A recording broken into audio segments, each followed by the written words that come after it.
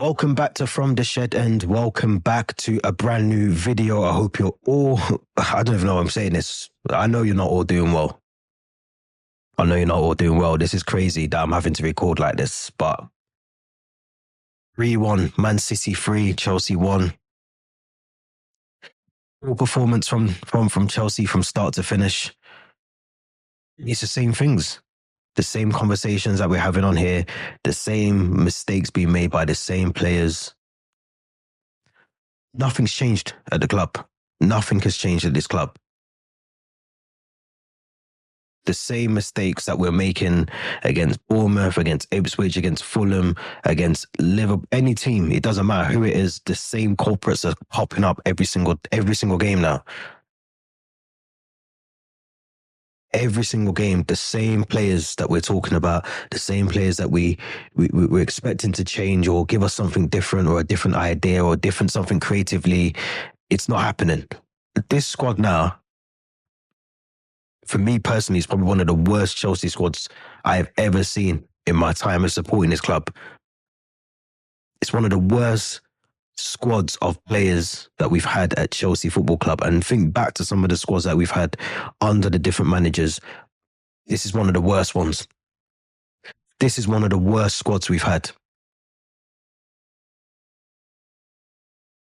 No one can tell me any different that this squad, after 1.5 billion, still does not have a spine. No goalkeeper, no midfielders, no defenders, no striker. It's poor. It's poor recruitment. I said it a couple of weeks ago. I tried to call it out then. I'm going to call it out again. This is poor recruitment. This is all down to the ownership. This is down to Paul Winstanley, Lawrence Stewart, Todd Bowley, all of them at the top. This is down to them. This is what happens when you recruit badly. This is what happens when you bring in kids that are not good enough at the club. This is what happens when you try and bring in one or two players that just aren't good enough, aren't at the level. Keenan Dewsbury Hall. This is what happens when you don't address the issues, even in a chance when you've got to in a winter window, and you try and buy another winger in Garnacho that we don't need. This is what happens when you persist with a goalkeeper that is prone to errors. He's made 6 errors as a goalkeeper so far this season. I think that's more than Kepa made in his whole time at Chelsea. This isn't good enough. The standards at this club have dropped, and I think the fans, as fans, we've accepted it, that obviously we were going through transition. But how long do you start thinking the transition should stop and you should be seeing results from the 1.5 billion spent? At what point do you stop blaming just the manager and start looking elsewhere, higher up, upstairs at the sporting directors? Going back to getting rid of Marina Granovskaya, Petr Cech, all these people that have been at the club for so long. You get rid of all of them. You recruit people into those roles that aren't necessarily the right people, and they're still here. You've had 2.5 years to correct an error that it clearly is an error by bringing in all these people, these statisticians, these stats-driven people to bring players into the club that hasn't worked. It doesn't matter about Maresca at the moment. Maresca has his own issues by playing players that he's hell-bent on seeing in his team every single weekend. That's on the manager. But there's massive, bigger issues at the top with the ownership. And I spoke about this last week. The ownership is the bigger problem here, because you could bring in the best manager currently at the moment. You could bring one of those managers in and they're still going to have the same issue because there's still no spine at the club. We can't persist with Nicholas Jackson. I said this last week. I'm repeating myself. We can't persist with Nicholas Jackson as a striker. We can't persist with Robert Sanchez in goal. They are not good enough for this football club. Fair choice Brighton goalkeeper cannot be first choice goalkeeper at Chelsea. It doesn't make sense. It can't happen. It can't happen. Nicholas Jackson is not the striker that I don't even think Nicholas Jackson's a striker, I'll be honest. I really don't think the guy's a striker because he doesn't have anything about him that convinces me that he's going to be a prolific goal scorer in 2 or 3 seasons at this club. let's look at some of the highlights. Let's look at some of the highlights from the game. Now, the silver lining in this, or in all of this, was the fact that obviously we can't play this, but the new goalkeeper at the back, won really well. There was a header, I think, with Nicholas Jackson. New boy for City, really poor defensively, had a shocking start to the game. This is only like 3 or 4 minutes into the game. Tries to head the ball back to Ederson. Nicholas Jackson, I'll credit him. And this is why I think he's more of a left winger. He can play on the outside wide areas, but I don't think he's clinical in front of goal. But he does well in this situation. He chases down a lost cause. He gambles. Noni Madueke again, unmarked. Threw in on goal, 1-0. 1-0 Chelsea. Now you think to yourself, great. 1-0. Let's be calm. Let's be calm with it. But look at this. This is a prime example. Because people were going to single out Levi Colwell, which I think had a really poor game.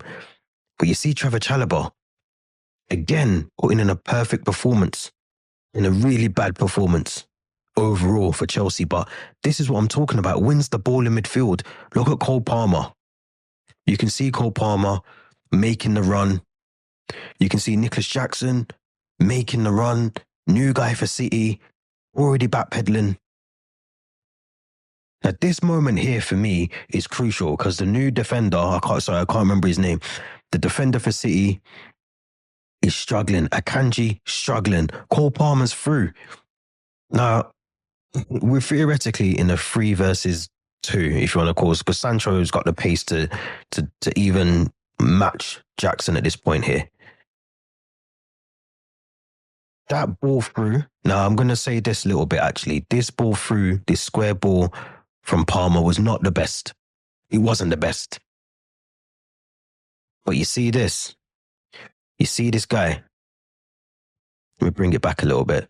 You see here, I'm glad the freeze frame is exactly where it is. There's no excuse not to score that goal. Nicholas Jackson, you've got a left foot for a reason. Use it.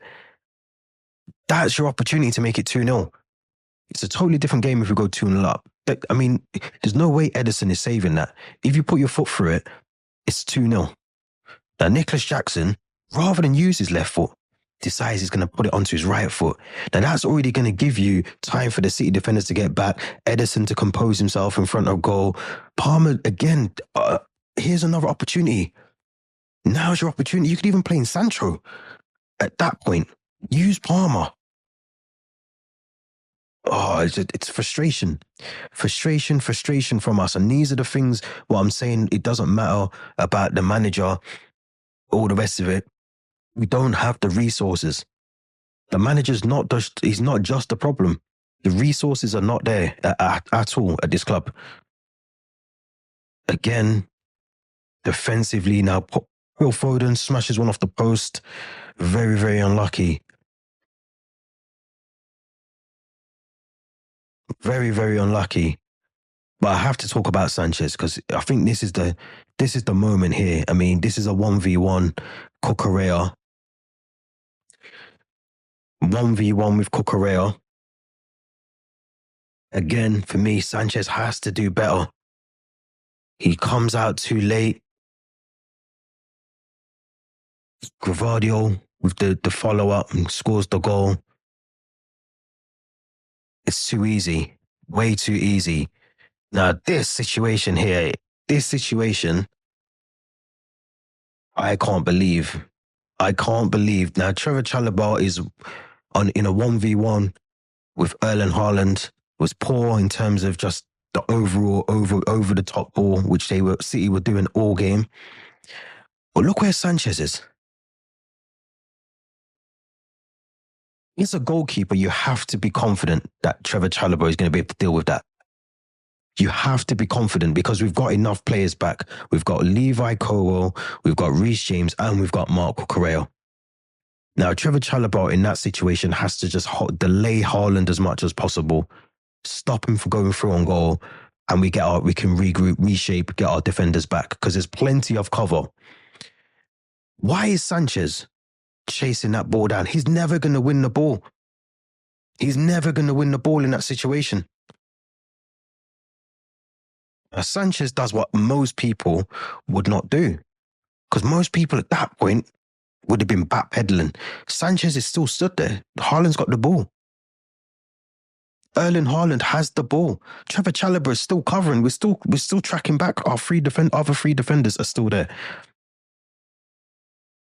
Sanchez still, the penny still hasn't dropped for Sanchez. Now, this is the moment that Maresca must be thinking when he watches all this back, he watches the game back, and whenever his time is that he watches these games back, he surely has to think to himself, I can't play this goalkeeper anymore.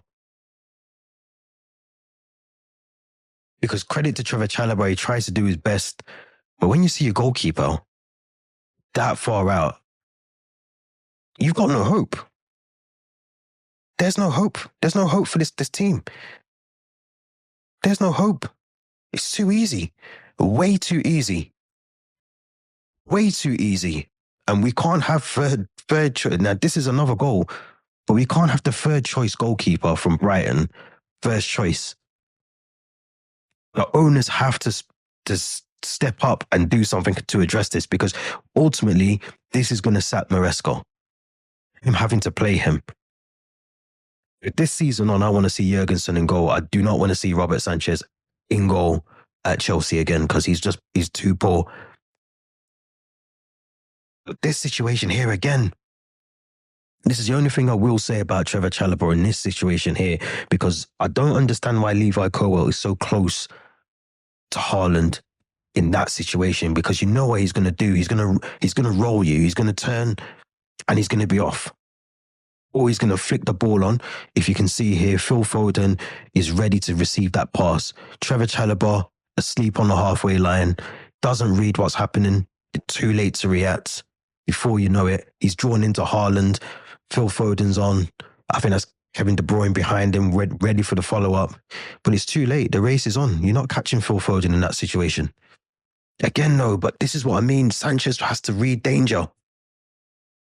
Because a good goalkeeper would cover that ground and make sure you either stand in your goal and you make sure you time it so that you're there as soon as Foden comes. But it's too easy. Way too easy. Way too easy. Way too easy. And that's the problem. It doesn't matter who is in charge of this team. The issues are still there. We haven't even tried to address those issues in this transfer. We haven't looked at a goalkeeper. We haven't looked at a centre-back. We haven't looked at any striker options. We're still talking about Garnacho as the only signing and a recall of Trevor Chalobah as our transfer window for this winter window. It isn't good enough. It can't carry on. This cannot continue at Chelsea Football Club, because if it does, it will cost Maresca his job. He will not have a job. Because I keep saying this, if this was under Roman Abramovich, he would have been gone by now. Maresca would be gone. The helicopter would be at Cobham first thing Monday morning.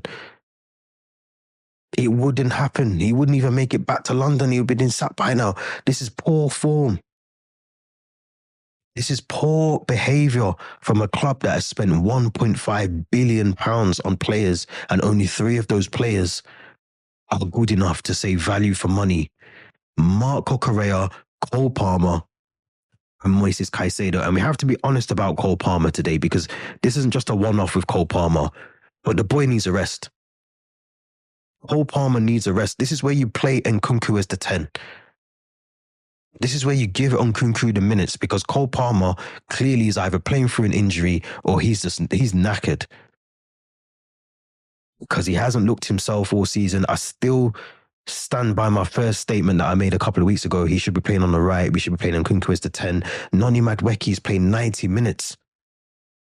Some will say, yes, he got the goal. Yes, he got an assist last week. Yes, he got a goal last week. But he's not good enough for a full 90 minutes to warrant a start and a 90-minute performance. When you've got someone like Pedro Neto on the bench that can play on the right and you're playing him on the left. These things are poor. This is poor management from Maresca. It's poor. It's poor. And I don't know where we go from here, but now we're 6th in the league. Man City have overtaken us. Newcastle have overtaken us. Bournemouth are steamrolling ahead nearly. Forest, yes, they lost today, but they're still there. Arsenal win again. Top four is a must this season. There's no ifs or buts. I said this last week. Financially, we have to get top four. We have to get top four. This is a club that still, going into February, still has no front of shirt sponsor. But they'll roll out another kit for you to buy because they want you to spend some more money. This is the club's new model. Spend zero money on things that actually need to be addressed in a winter window, but we'll roll out a new training top for you to buy. It's going to cost about 70, 80 pounds. But we're not going to address the team. We're not going to address the holes in the team. And I feel sorry for all those fans. Theo, who you all see on this channel, has travelled to Manchester and has to travel all the way back to London after a performance like that. It's despicable. It's crazy. It's crazy. It shouldn't be happening. It should not be happening after 1.5 billion spent. Now, if we miss out on top four, there is a question: is Maresca good enough to keep his job? That is a reality, harsh reality of the situation that we're in right now. He needs a summer window, I think personally, but there's some that will say, is he even going to last out to the summer? Because at this moment now, you cannot come out and back Robert Sanchez. You cannot tell me that other players are making mistakes. Noni Madueke's missing shots and passes and crosses, and Jackson's doing this and that. Come out and address the fact that the goalkeeper isn't good enough, and then put the owners under pressure to go and sign a goalkeeper. Play Jurgensen. You can't persist with a goalkeeper that is prone to this many errors, because it will cost you the job. It will cost you a job. Reality must kick in from Maresca. Don't forget to subscribe. Don't forget to like the videos. Don't forget to hit the Linktree link in the description. I don't know. West Ham next. Graham Potter. Imagine Graham Potter gets 3 points against Chelsea. It's written already, isn't it? But we will do a preview for that one later this week. Enjoy the rest of the weekend, and we'll be back soon.